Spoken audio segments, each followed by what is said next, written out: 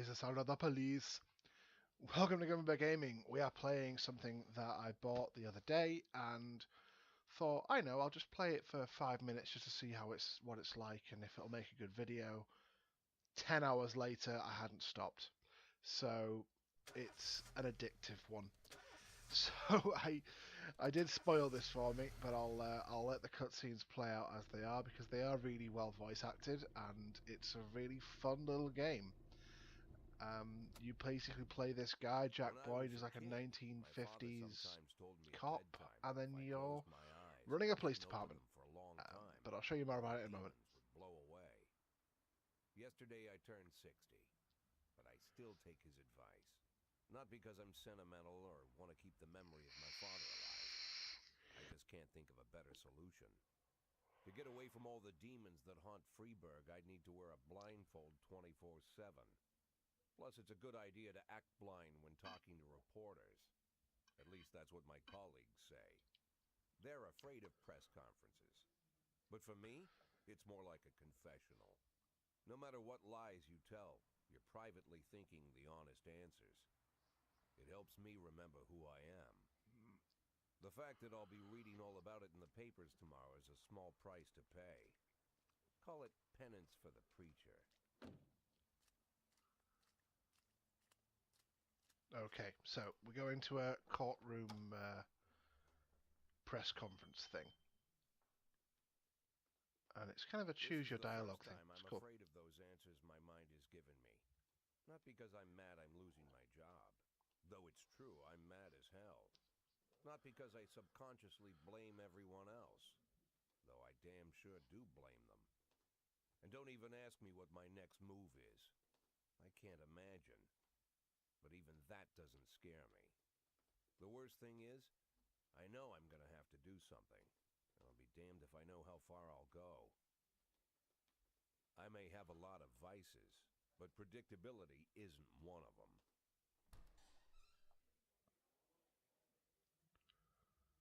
So you get a good idea here of the story. There is a very good story in this. The swarming demons. But what do you do when they're trying to rip your soul from your skin? Shutting my eyes tight as I can. The best solution remains the same. Play blind. I just hope the reporters think I was blinded by the camera flash.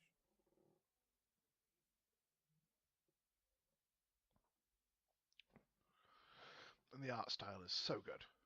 Good morning. This isn't voiced. Sorted the voices. Yesterday, the mayor's office officially announced your resignation. Did this come as a surprise, or did you know about it in advance? So, I'm going to do this like a dickhead. Mayor Rogers is a dishonorable, corrupt politician, and he's been waiting for an opportunity to get rid of me. Do you already know the name of your successor? Who gives a shit?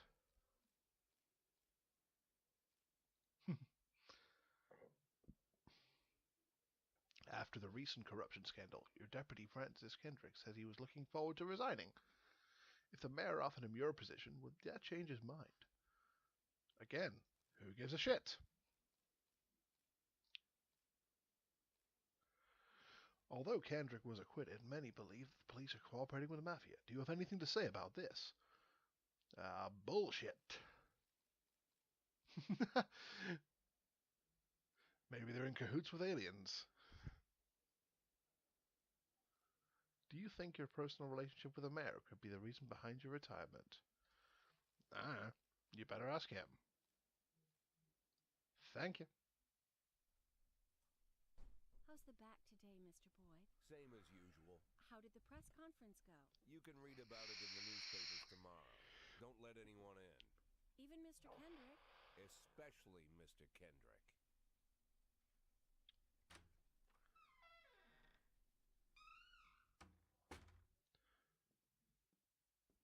So when I played it the first time, I was slightly more conservative with my answers there. I'm not sure how it'll change the whole game, so it's interesting to see how, hopefully it'll make some differences to how everything plays out.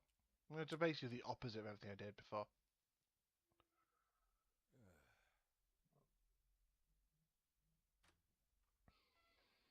soon as I heard the door creak, I knew what face I'd see. When I tell Emma not to let anyone in, there's only one man it could be. Rude, arrogant, no warning. That's Mayor Rogers in a nutshell.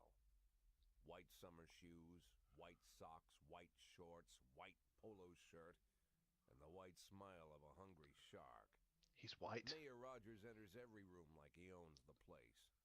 Even the floorboards under his feet sound like they're creaking an apology. He never shied away from the odd corruption scheme. It's like the devil walks behind him. In the movies, the villains controlling the city play golf with the judges. Rogers plays tennis with them instead. That's about the only difference. Jack, I was hoping to catch you after the press conference. You ran away so quick. There's no smoking at City Hall. No reason for me to hang around. Well, this morning I signed a ban on smoking in all public buildings. Soon you won't be able to smoke here either. What a cunt. Soon enough, I won't be here at all. That's what I wanted to talk to you about. People of the city like you, Jack. The police chief of all people. Don't betray that, Jack. Don't get wrapped up in any schemes. Sit nice and quiet for the next 180 days, and you'll be remembered as a hero. That's the only thing that you still have. Spoiler, you don't do Be that. the hero. Then how am I supposed to scrape together a retirement fund?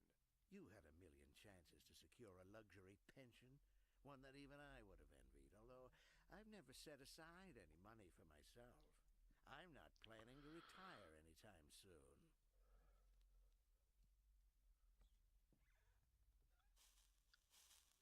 "180 days of quiet, Jack. That's all I need. I don't have any Stick. I hope problems you get with to kill him. and you won't have any problems with me. I have a new assistant, Troy Starr. If you have something Troy to tell Starr, me, I'm sure is a gay call porn star. him. But try not to bother him. He's a busy man. I'll do my best. And quit smoking up the office. One of my friends will be using it soon. Okay. Oh, I'm sorry, babe. Only the mayor has this number. Mr. Mayor? Yeah, is this Troy Starr? Yes? Go fuck yourself, Troy Starr. Best line. Go fuck yourself.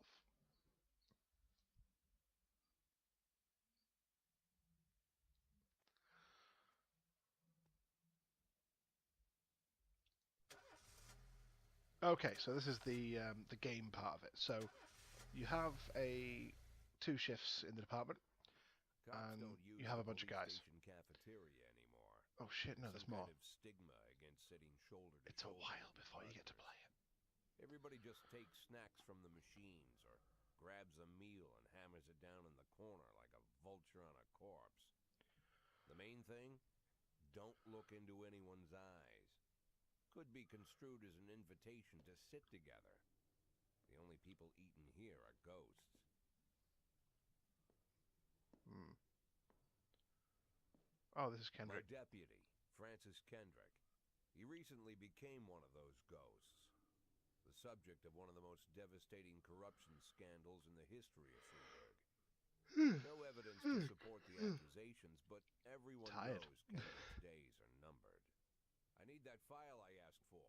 Needs to be ready tonight. He looks like such a Francis snitch. didn't say anything, but I understood. Ghosts aren't supposed to talk. Besides, I got a feeling he was already finished.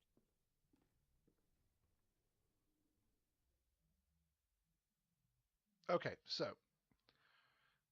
show me what you got. I'm a 60-year-old police chief a few months away from retirement. I don't need anyone telling me how to do my job.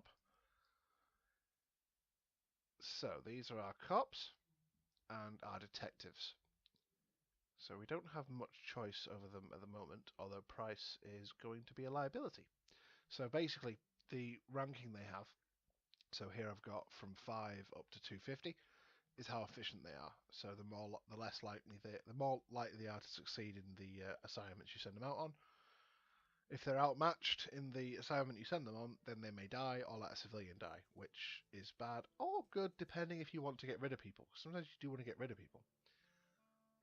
Such as Price here, I kind of want him dead because it's easier to have someone die than it is to have to fire them because that causes problems. So little crimes will pop up. So the first thing, we've got a hit and run. So a married couple exited a convenience store and saw a van in the parking lot back over a homeless man who'd been digging through a trash can. The driver jumped out to help. Once he saw he hit a bum, he got back in the van and drove away. So pretty simple. So I'm going to send Price in with the most experienced officer. Hopefully that should be enough to make him somewhat useful. A theatre manager reports that during a showing of Citizen Kane, a drunk man attempted to force his way into the theatre carrying a snowboard decorated with the word Rosebud. Rosebud. When he was denied entry, he violently attacked the cashier and is currently fighting with the theatre security guard. So, we'll send in 100 and a 220. So we'll just keep alternating through there. So the management side of it comes in that you have a limited number of officers and so many crimes, and you have to kind of juggle who goes out where, and hopefully every crime that you can get to gets sorted out. However, as things progress, there start to be incentives to not attend to certain crimes and to treat some ways in certain ways. You'll see how it goes. So we got 2 reports back. So the fight at the movie theatre, everything was fine. Offenders caught, officers unharmed, civilians unharmed. We're all good. And the same again at the hit and run. So everyone did good. So a brother and sister clash with each other, cease father's will. According to their lawyers, we don't dare separate them, and our security guys have duty tonight. Nice and simple. 2 relatively low rank guys should be able to handle that. And an armed robbery. 3 teenagers armed with a shotgun robbed a videotape store and made it with a whole collection of adult movies. Okay, so we've got a couple of kids, but we've only got 1 officer here who can deal with it. An armed robbery, I don't want to send 1 officer, so I'm going to wait for the other guys to get back so they're not going alone. And I'm not going to send Price out on an armed robbery because he will fuck it up.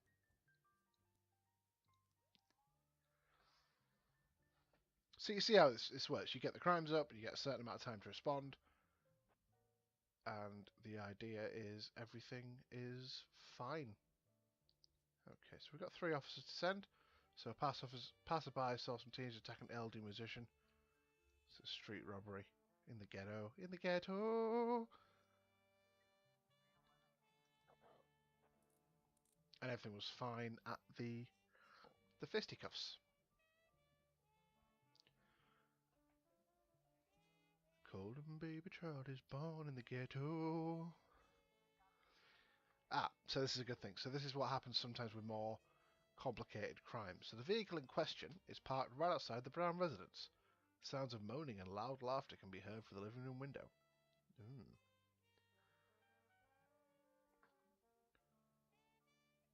So we can turn on the siren loudspeaker and shout the house is surrounded, knock on the door and be like, "Open up, police, motherfuckers!"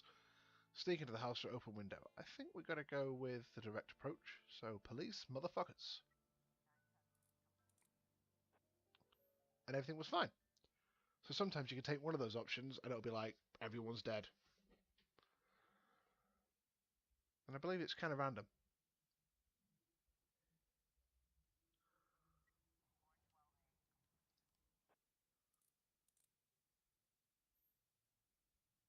Okay, so at the ghetto, we've got everyone back safe and sound. So not a bad day. Everyone did well. Everyone did their jobs. Everyone was fine. As things go on, you find that certain officers become either snitches, or they can get alcoholism, or they can just not show up to work most of the time. It's really quite a lot of stuff that can happen. And I'm curious to see how on the second playthrough things will be different. So this is the police. It's a great little game on Steam. It's not much money. It's about £10 or so. And I, like I said, played it for a long time after meaning to play for 5 minutes. So it is an addictive game, and it's cool. It's different. I've not seen anything like it before. As always, I've been Gunbear. If you like what you see, like and subscribe, or let me know in a comment, or let me know on Twitter. And love you. Goodbye.